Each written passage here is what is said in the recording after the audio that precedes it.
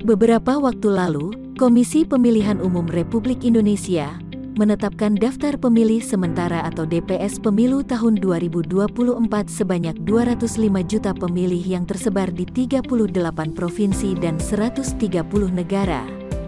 Jumlah tahun 2024 ini lebih tinggi dibandingkan pada pemilu 2019. Mereka akan memilih di 820.273 tempat pemungutan suara di dalam negeri dan 3.014 TPS di luar negeri. Di Kabupaten Karanganyar sendiri, KPU menetapkan daftar pemilih tetap pemilu 2024 sebanyak 707.967 orang yang tersebar di 177 desa dan kelurahan di Kabupaten Karanganyar, yang didominasi pemilih dari kalangan perempuan. Partisipasi masyarakat dalam menggunakan hak pilih dan pemahaman akan pendidikan politik serta pemahaman tahapan pemilu 2024 ini sangat diperlukan masyarakat, termasuk sinergi dari berbagai pihak untuk menyukseskan pemilu 2024. Berbagai langkah dan tahapan sudah dilakukan oleh pemerintah, termasuk Badan Kesatuan Bangsa dan Politik, yang secara kontinu melakukan sosialisasi dan pendidikan politik untuk masyarakat, termasuk menjaga stabilitas keamanan jelang pemilu 2024.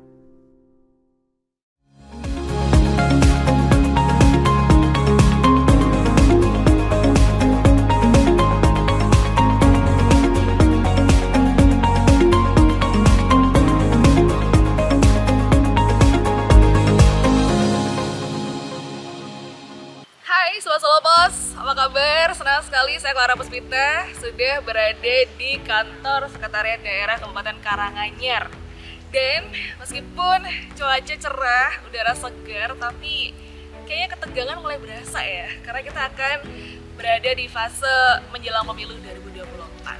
Nah, biar lebih seru lagi, sekarang saya udah janjian buat ngopi bareng alias ngobrol penting nih bersama Kepala Badan Kesatuan Bangsa dan Politik Kabupaten Karanganyar, yaitu adalah Pak Bambang Sutarmanto. Kira-kira obrolannya seperti apa? Seseru apa? Yuk ikutin saya.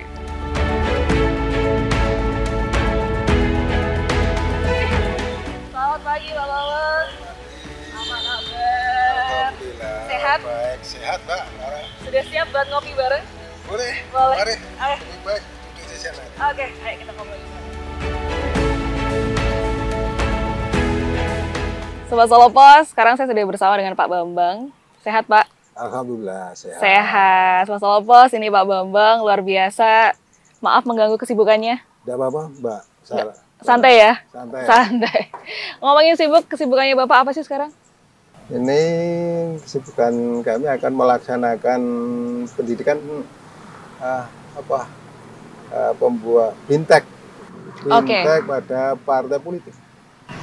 Bintek pada partai politik berkaitan dengan pembinaan administrasi dan pelaporan partai politik. Untuk persiapan pemilu ya? Untuk persiapan pertanggungjawaban dalam rangka pembuatan pertanggungjawaban bantuan partai politik tahun 2023. Tahun 2023 itu untuk bantuan partai politik kan sudah cair, Mbak. Iya. Sehingga perlu kami lakukan bintek biar administrasinya, terus cara pembagiannya untuk pendidikan politik dan operasional itu sesuai ketentuan yang berlaku. Kalau kita ngomongin pesta demokrasi tahun 2024, mungkin sobat-sobat masih ada yang penasaran. Sebenarnya peran Kesbangpol itu apa sih untuk pemilu 2024 nanti? Mungkin bisa dijelaskan Pak. Peran-perannya, kemudian tugasnya apa, seperti itu. Badan Kesatuan Bangsa dan Politik Kabupaten Karanganyar itu sebagai merupakan unsur pelaksana urusan pemerintah di bidang kesatuan bangsa dan politik dalam negeri. Tugas Kesbangpol membantu Bupati melaksanakan urusan pemerintahan bidang kesatuan bangsa dan politik dalam negeri. Terus ruang lingkup urusan pemerintahan umum antara lain itu pembinaan urusan pembinaan Wasbang, wawasan kebangsaan dan ketahanan nasional, Pancasila, Undang-Undang Dasar 45, Bhinneka Tunggal Ika, dan Negara Kesatuan Republik Indonesia yang lazim kita sebut 4 pilar. 4 pilar. Kemudian juga persatuan dan kesatuan bangsa, pembinaan kerukunan. Pembinaan kerukunan itu kami yang ada di Kesbangpol itu punya ini Mbak, punya FKUB, Forum Kerukunan Umat Beragama. Punya FKUB di tingkat kabupaten dan di tingkat kecamatan itu juga punya PKUB. PKUB itu Paguyuban Kerukunan Umat Beragama. Nah, FKUB itu anggotanya dari berbagai unsur agama yang ada di Indonesia. Itu di bawah Kesbangpol sendiri ya? Kesbangpol sendiri. Oke, itu tadi adalah tugas-tugas dari Kesbangpol. Juga berkaitan dengan penanganan konflik, konflik sosial, koordinasi perangkat daerah, prinsip demokrasi, juga HAM dan kekhususan. Kemudian yang terakhir pengembangan demokrasi Pancasila. Oke, dan salah satunya yaitu rinciannya adalah untuk mengawasi ya terjadinya atau berjalannya pemilu 2024. Betul. Oke, kalau kita ngomongin pemilu 2024 lagi ya Pak ya, kan sudah ada 18 partai politik yang akhirnya lolos ya, sesuai dengan ketentuan pemilihan umum. Dan juga tahapan-tahapan pemilu juga sudah mulai berjalan nih Pak. Kira-kira kalau kita boleh tahu, kondisi saat ini jelang pemilu 2024 di Kabupaten Karanganyar sendiri seperti apa? Alhamdulillah, dari 18 partai politik yang lolos peserta pemilu di Kabupaten Karanganyar, semua ada calegnya Mbak. Semua ada calegnya? Ada calegnya, sehingga meminimalisir potensi gugatan dari partai politik pada tahap pencalonan anggota legislatif. Sebagai gambaran secara umum pemilu di Kabupaten Karanganyar pada saat ini kita sudah sampai tahapan pengajuan calon anggota DPR di PD, di DPRD provinsi dan DPRD kabupaten. Untuk pengajuan calon anggota DPRD Kabupaten Karanganyar itu sudah dilaksanakan tanggal 1 sampai tanggal 14 Mei 2024. Jadi dari di Kabupaten Karanganyar ini terbagi menjadi 5 daerah pemilihan. 5 dapil. 5 dapil. Ya, dapil ada 18 partai politik, ada 573 calon legislatif. 573 ya Pak ya? 573. Untuk Karanganyar sendiri ya Pak? Legislatif, nah, itu ada yang laki-laki, itu ada 343 calon, yang perempuan itu ada 230 calon legislatif. Nah, tingkat keterwakilan perempuan sebesar 40%. 40% ya? Hampir ya, hampir sama ya Pak ya? Ya, dengan yang pria seperti itu. Kemudian ya, selisihnya cuma 10% ya. 10% ya? 10%. Kemudian juga pemutakhiran data pemilih saat ini sudah dilaksanakan di PSHP. Daftar pemilih sementara hasil perbaikan. Hasil perbaikan yang ditetapkan pada tanggal 12 Mei 2023. Kemarin baru aja ya Pak ya? Iya, kemarin. Kabupaten Karanganyar ini ada 17 kecamatan, Mbak. Nah, itu ada 177 desa kelurahan. Nah, terbagi 162 desa dan 15 kelurahan. Oke. Ada TPS-nya, itu ada 3.200-an kurang lebih. Untuk TPS-nya sendiri ya Pak? TPS-nya Secara keseluruhan? Ya, secara keseluruhan. Oke. Terus DPT atau jumlah pemilih, sementara jumlah pemilih itu ada 709.802 pemilih. Oke. Itu tadi adalah gambaran ya Pak? Gambaran ya. Gambaran secara rinci untuk kondisi pemilu di Kabupaten Karanganyar sampai saat ini. Iya. Oke. Kemudian yang pemilih itu ada laki-laki dan perempuan. Pemilih laki-laki itu ada 349.642. Wow. Terus dan untuk perempuan ada 360.160 pemilih. Oke. Jadi banyak perempuannya. Banyak perempuannya ternyata ya. Perempuannya daripada laki-lakinya. Oke. DPT yang akan ditetapkan dalam rapat pleno mungkin insya Allah akan dilaksanakan pada tanggal 21 Juni 2023. Oke, bulan Juni ini ya Pak ya? Ya. Oke, baik. Itu tadi adalah gambaran ya, dari kondisi menjelang pemilu di Kabupaten Karanganyar sendiri. Kemudian Kemudian juga ada bentuk bantuan dan fasilitasi pemerintah dalam penyelenggaraan pemilu sesuai dengan pasal 434 ayat 2 Undang-Undang Nomor 7 Tahun 2017. Yang pertama untuk penugasan personil pada Sekretariat PPK. Juga Panwaslu, kecamatan dan PPS. Juga ada penyediaan sarana ruangan sekretariat PPK, Bawaslu, kecamatan dan PPS. Baik. Kemudian juga ada pelaksanaan sosialisasi, ada pelaksanaan pendidikan politik, memantau kelancaran transportasi pengiriman logistik. Oh, ada juga ya Pak ya? Tahapan-tahapan sudah sesuai tahapannya dan dilakukan pemantauan juga kayak kelancaran penyelenggaraan pengiriman logistik, terus pemantauan kelancaran penyelenggaraan pemilu. Oke. Dari keseluruhan itu Pak, kira-kira peran dari Kesbangpol sendiri untuk pemilu 2024 seperti apa?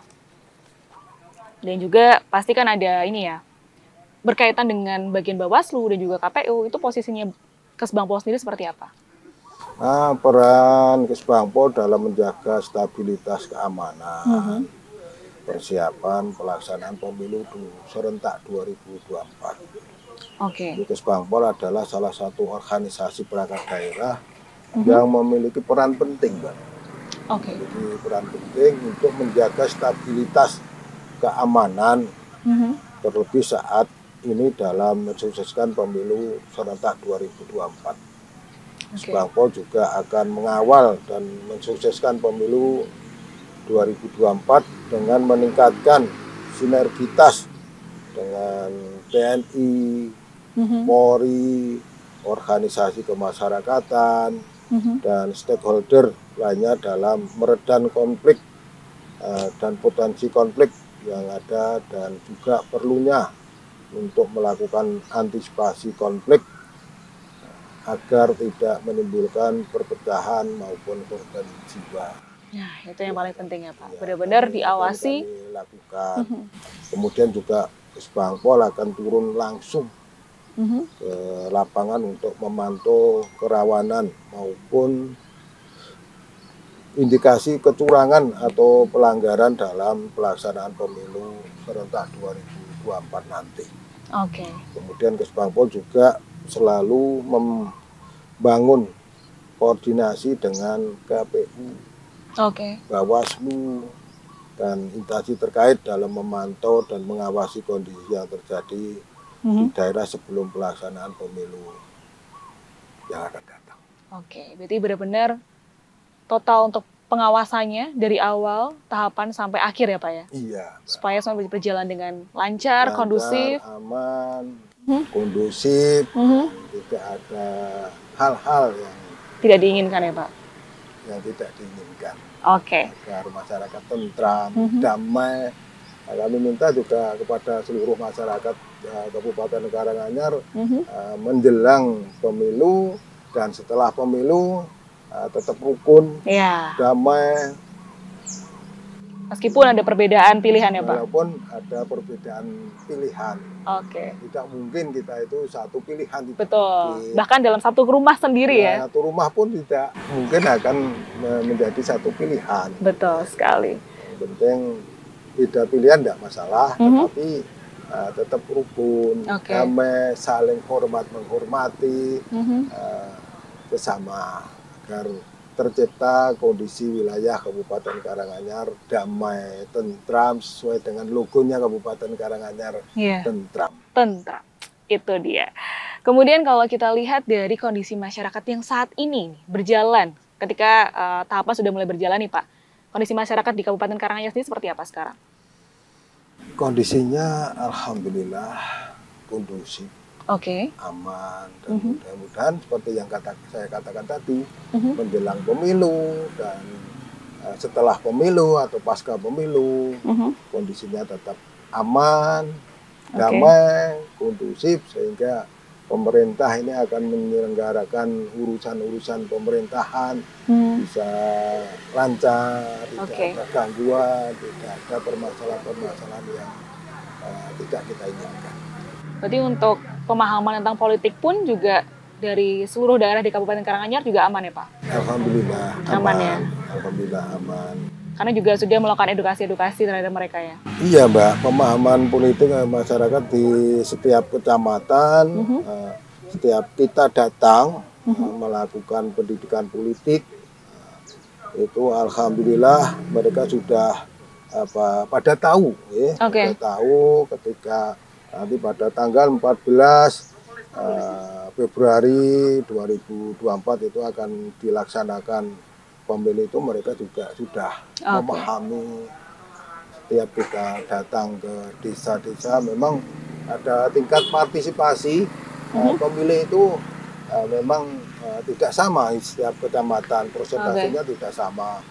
Tapi harapan kami datang ke suatu kecamatan, suatu desa yang mungkin tingkat partisipasinya rendah, itu kami beri pendidikan politik agar tingkat partisipasinya meningkat. Karena sekali lagi kami sampaikan bahwa pemilu itu kan dilaksanakan 5 tahun sekali. Betul. Harus digunakan hak pilihnya dengan sebaik-baiknya. Dengan maksimal ya Pak? Dengan maksimal, dengan memilih wakil-wakilnya yang sesuai dengan nuraninya mereka. Betul. Agar mungkin harapannya mereka agar lebih sejahtera kehidupan bermasyarakat ini. Di Kabupaten Karanganyar sendiri ada 17 kecamatan, 15 kelurahan, dan 162 desa. Dari sekian banyak daerah itu, ada tantangan tersendiri nggak sih Pak saat melakukan perannya sebagai Kesbangpol? Dan kemudian pastinya juga ada tujuan untuk menjaga stabilitas keamanan sendiri menjelang pemilu 2024. Ya, kalau tantangan yang terjadi di lapangan mungkin menjelang pemilu, mungkin kaitannya dengan stabilitas pemilu, memang secara sosiologis, Karanganyar ini suatu kabupaten yang berdekatan dengan kota Surakarta, Wonogiri, Sukoharjo, Wonogiri, juga sama Sragen ya Mbak ya. Mungkin tantangan-tantangan ini juga dari, kalau mungkin insya Allah kalau di masyarakat pun kondusif aman. Tapi mungkin berkaitan dengan penyelenggaraan pemilu ini mungkin kadang tingkat pemberian kesejahteraan atau mungkin uang saku atau yang mungkin boleh dikata honor antara di dalam penyelenggaraan pemilu nanti mungkin bersama KPPS, nah itu mungkin ada beda-bedanya, mungkin jangan menjadikan permasalahan. Seperti itu. Jadi kayak ada perbandingan sendiri ya Pak? Ya, ada perbandingan, tapi menurut kami juga sudah ada standarisasinya kok. standarnya. Jadi kalau mungkin selisih 100.000 atau mungkin Kabupaten Karanganyar lebih rendah daripada kabupaten atau kota yang lain, ya harus dimaklumi lah. Karena mungkin kemampuan keuangannya mungkin beda-beda, utamanya yang khususnya yang pemilu kada. Oke, semakin seru obrolannya Pak. Saya boleh ngopi dulu ya Pak? Boleh. Mari Mbak, mari Mbak. Oh ya, oke. Kita ngopi dulu nih soal Mas. Kalau misalnya kita lanjut ngobrol di atas, boleh Pak? Boleh.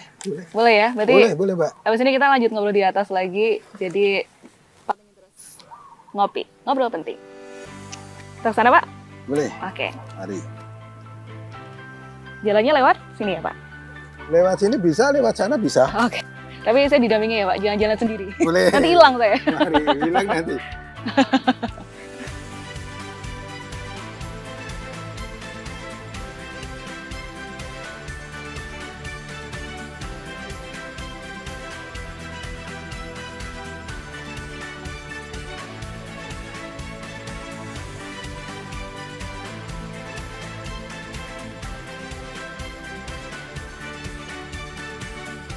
Oke, Sobat Solo Pos, tadi kita udah sampai jalan-jalan ya Pak ya, dari bawah ke atas. Dan sekarang kita ada di kantor sekretariat daerah ya? Daerah, kantor bupati. Kantor bupati juga di sini ya? Iya. Oke deh, tadi kita udah ngobrol-ngobrol juga soal apa sih Kesbangpol, kemudian perannya Kesbangpol sendiri terhadap persiapan pemilu 2024. Kita lanjut ngobrol lagi ya Pak ya? Siap, G. Masih semangat kan Pak? Semangat, Masih semangat Mbak, semangat Mbak Clara. Oke, tadi kita udah menjelaskan soal pemilu dan tahapan-tahapannya. Kira-kira kalau kita bicara soal anggaran nih, anggaran pemilu 2024 dan sepertinya kemarin habis ada kesepakatan ya sama Bawaslu dan KPU. Iya, pada hari Jumat kemarin. Hari Jumat kemarin, tanggal 16 Juni 2023. Mungkin bisa ini nih Pak, dijelaskan secara lebih detail bagaimana anggaran pemilu di Kabupaten Karanganyar sendiri. Siap, oke. Terima kasih. Kaitannya dengan anggaran atau pendanaan pilkada pada pemilihan serentak tahun 2024 nanti, Kesbangpol siap memfasilitasi, sudah melakukan panjang Mbak, panjang perjalanan panjang untuk bisa menjadi sebuah kesepakatan antara TAPD, pemerintah Kabupaten Karanganyar dan KPU dan Bawaslu. Itu sangat panjang sekali. Sejak kapan Pak? Ya, kemarin waktu itu udah ada ajuan dari KPU yang nilainya berkisar 80-an miliar sekian. 80 miliar ya? 80 miliar sekian, ya. Tetapi waktu itu kan belum ada cost sharing dari provinsi, sehingga setelah ada cost sharing dari provinsi, itu ada ajuannya dari KPU itu 51 sekian. 51 sekian.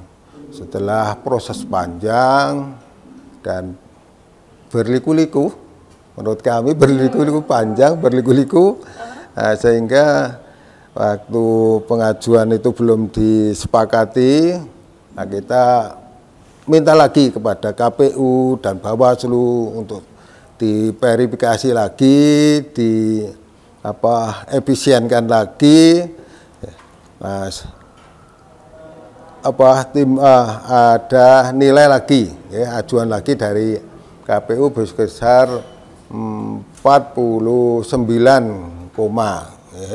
awalnya 50, 51 awalnya 51, terus menjadi 49,9. Nah, terus panjang, tahku, menjadi kemarin.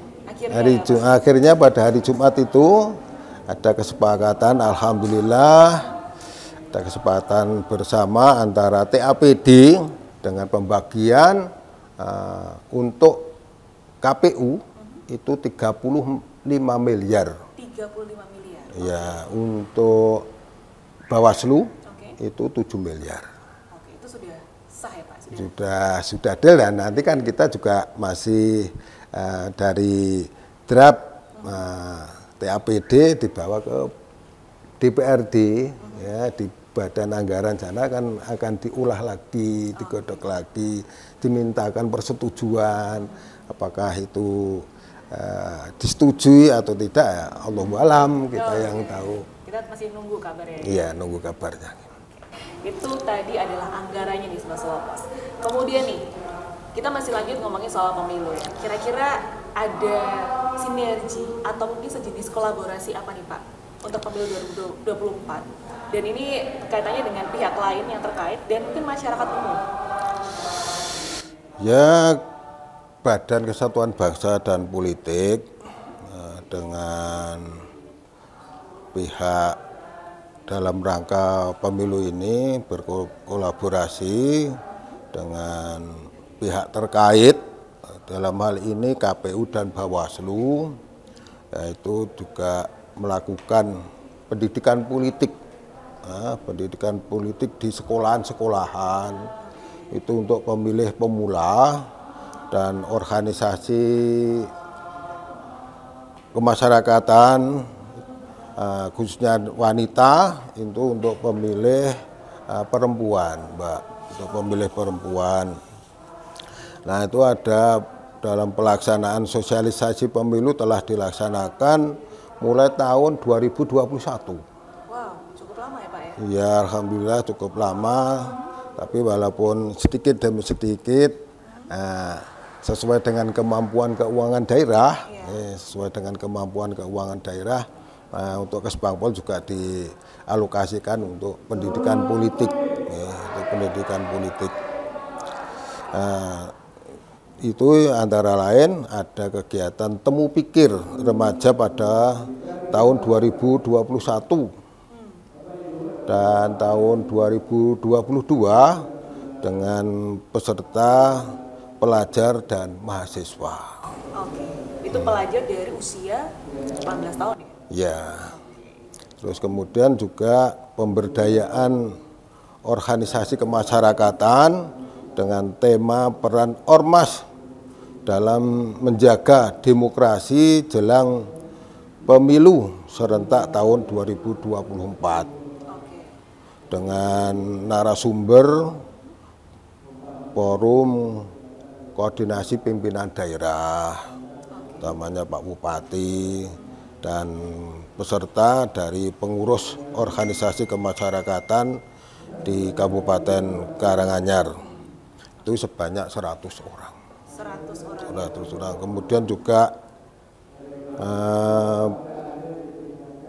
penanganan masalah aktual dengan narasumber KPU dan Bawaslu atau akademisi dari Universitas 11 Maret Surakarta.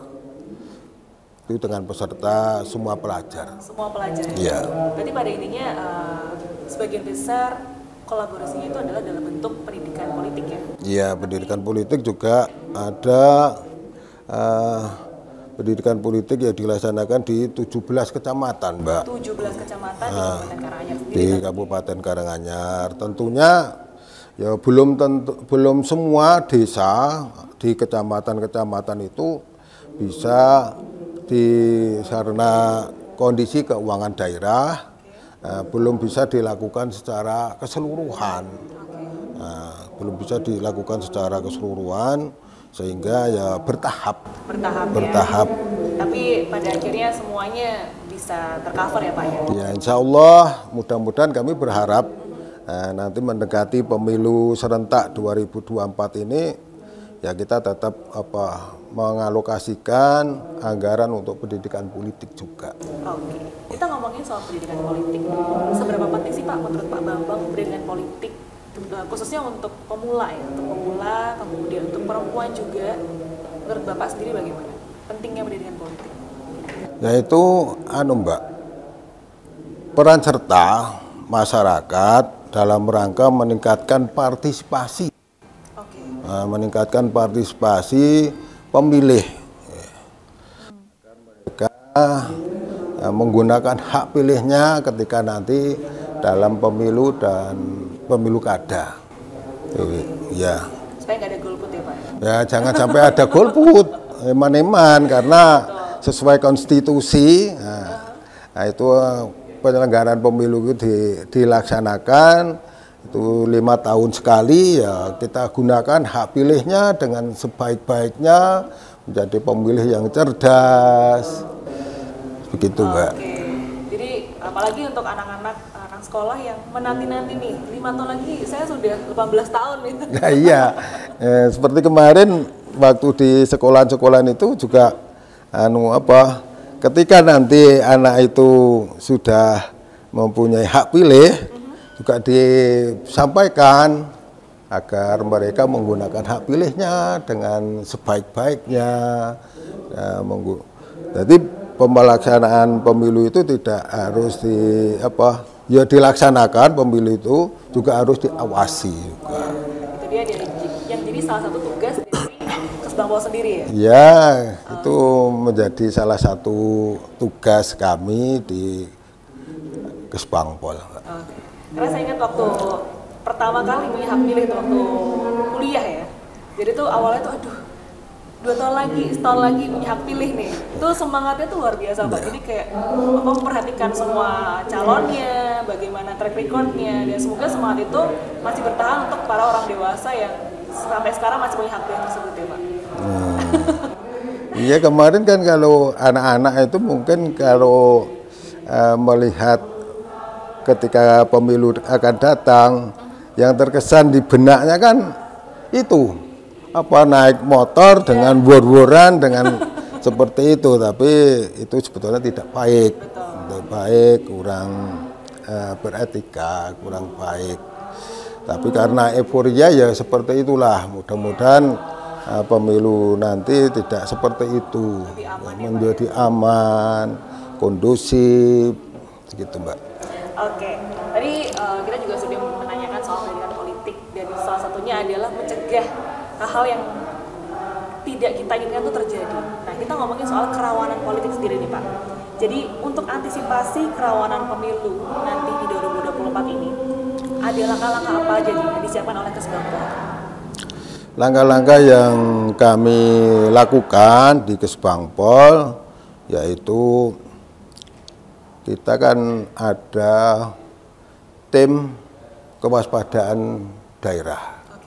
Tim kewaspadaan daerah yang notabene di situ ada unsur TNI, ada unsur Polri. Nah, itu untuk memantau ke wilayah-wilayah. Di samping kita sendiri yang ada di Kesbangpol, juga kita ada tim Wasda Mbak. Ya, tim kewaspadaan daerah. Itu ada yang setiap 3 bulan sekali itu kami laksanakan tim rapat koordinasi tim Wasda itu ketika ada event-event penting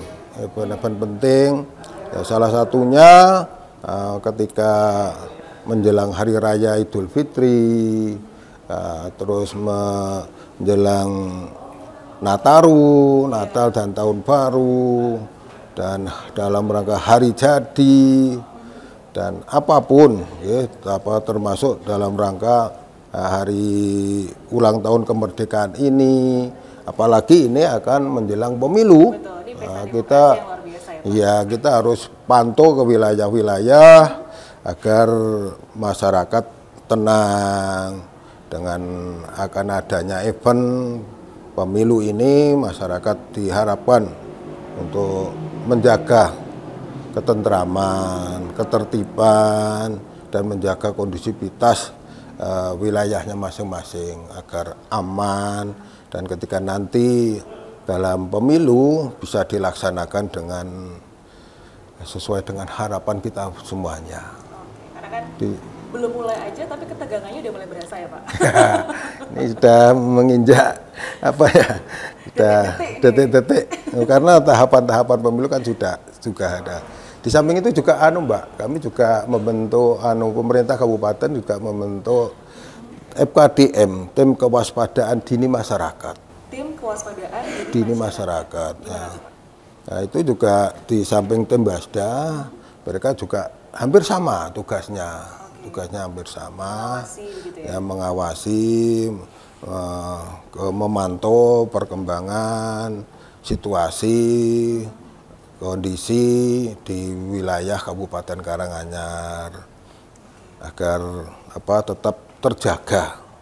Ketika nanti ada huru-hara, ada apapun kan kita perbedaan pilihan yang paling kerasa ya Pak ya? Ya, perbedaan pilihan itu akan lebih terasa.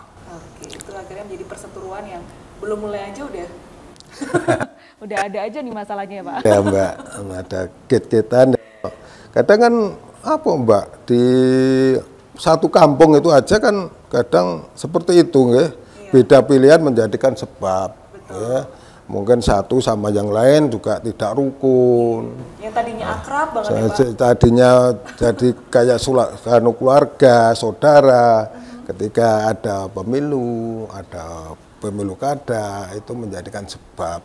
Padahal kalau bisa kan kita harus bisa menjadi pemilih yang cerdas, yang pemilih yang dewasa, yang beretika juga. Ya beretika, beda pilihan, ya tidak menjadikan masalah. Padahal nanti pengumuman pemilihannya pun juga masih lama ya Pak? Nanti ya masih lama. Setelahnya ditetapkan yang kepilih siapa itu pasti akan ada perseteruan lagi. Iya, ya mudah-mudahan masyarakat Karanganyar bisa memahami, menjadi pemilih yang cerdas, yang dewasa, sehingga beda pilihan pun akan tetap rukun. Nah, jangan sampai menjadikan permasalahan-permasalahan yang ada di tengah-tengah masyarakat kita sendiri. Jadi kami berharap jangan sampai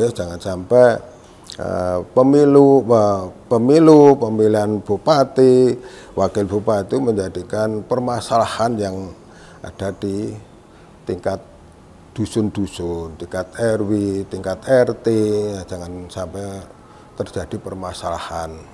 Beda pilihan nggak masalah, tapi jangan menjadikan permusuhan, permasalahan yang berarti. Oke.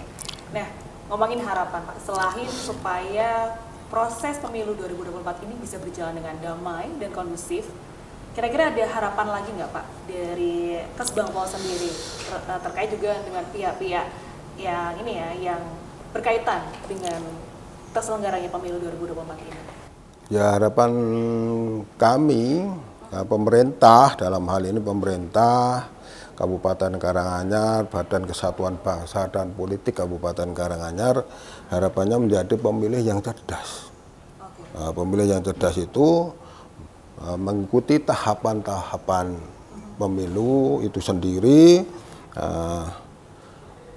ikut mengawasi pemilu, karena pemilu tidak harus hanya dilaksanakan, tapi juga diawasi prosesnya sehingga tidak menimbulkan efek-efek percikan-percikan, gesekan-gesekan. Itu kalau pemilu itu dilakukan dengan jujur dan adil dan tidak menjadikan permasalahan. Juga ikut datang, kami berharap juga pada tanggal 14 Februari 2024, harinya Rabu, masyarakat yang punya hak pilih untuk berbondong-bondong datang ke TPS untuk menggunakan hak pilihnya dengan sebaik-baiknya, jangan sampai golput. Dan kalau milih pun ya harus milih yang benar sesuai dengan ketentuannya, ketentuan KPU, nyobrosnya jangan di garis dan sebagainya, agar suaranya menjadi sah, Mbak. Nah, kalau nanti kita 5 tahun sekali mengikuti pemilu, tetapi kita cara menggunakan hak pilihnya salah, akan berabai. Iman-iman kita. Karena momennya penting ya Pak ya? Ya momennya sangat penting. Oke. Siap, terima kasih Pak Bambang atas ngobrol-ngobrolnya. Siap. Semoga ini menjadi apa ya, informatif sekali dan juga inspirasi buat Sobat Solo Pos supaya jangan salah pilih ya.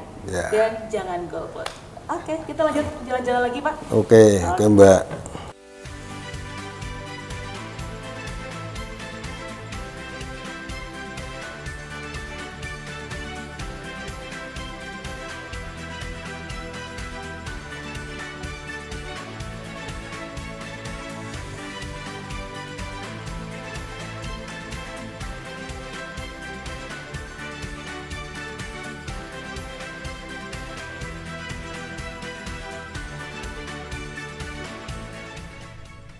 Jenengan tahun ini milih sinten to? Wah, aku ora pilih aku. Loh, kok iso ora milih pripun to? Aku golput aku. Kok iso golput ngawur? Lha negara piye lak golput iki engko? Ajur ki negara lak sampean golput. Lah ya pimpinane kabeh padha wae modelane koyo aku koyo pripun to, Mas? Aku meh milih ya sapa wae bingung sing saiki iki. Lah saiki bingung apa kok iso bingung iku lho? Lah kabeh lanang ya to. Ya nek lanang. Nek wedoke ya aku ya ora ngerti. Lah aku meh pilih ki ya sapa meneh paling ya gor kuwi ya gor. Programe padha, visi misine padha. Pak itu yang berantem ya Pak ya? Iya, nyatanya kita kesana ya Pak ya? Siap. Hadir Mas negara jenengan golput niki, ya Allah. Mas, ada apa? Nggih Pak, nggih. Niki lho Pak iso golput pripun ya Pak niki Pak? Ya Allah, ya Allah. Kula bingung Pak soalnya kalih calon pemimpin besok itu seperti apa. Visi misinya takutnya sama Pak, sama yang tahun-tahun sebelumnya. Nggak boleh golput. Kita harus menggunakan hak pilihnya dengan sesuai hati nuraninya. Oh, sih Pak. Pilih mereka yang berkualitas, yang visi misinya baik. Sekali lagi nggak boleh golput. Karena pemilu ini sudah sesuai dengan konstitusi, dilaksanakan 5 tahun sekali. Oh iya Pak. Kita harus punya pilihan, harus punya pilihan yang sesuai dengan nuraninya untuk datang ke TPS dengan mencoblos, memilih. Jangan sampai salah. Pak. Sampai salah sesuai dengan ketentuannya.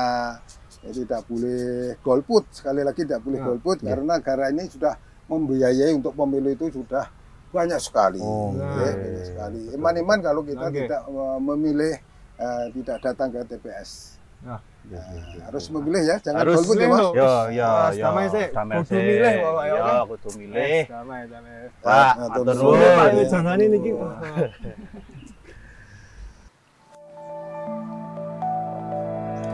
Oke, itu tadi Sobat Solo Pos, obrolan kita ngobrol penting bersama Bapak Bambang Sutarmanto selaku Kepala Badan Kesatuan Bangsa dan Politik Kabupaten Karanganyar tentang perlunya Kasbangpol untuk persiapan pemilu 2024. Gimana? Seru kan? Stay tune terus di Ngopi Ngobrol Penting episode berikutnya. Dadah!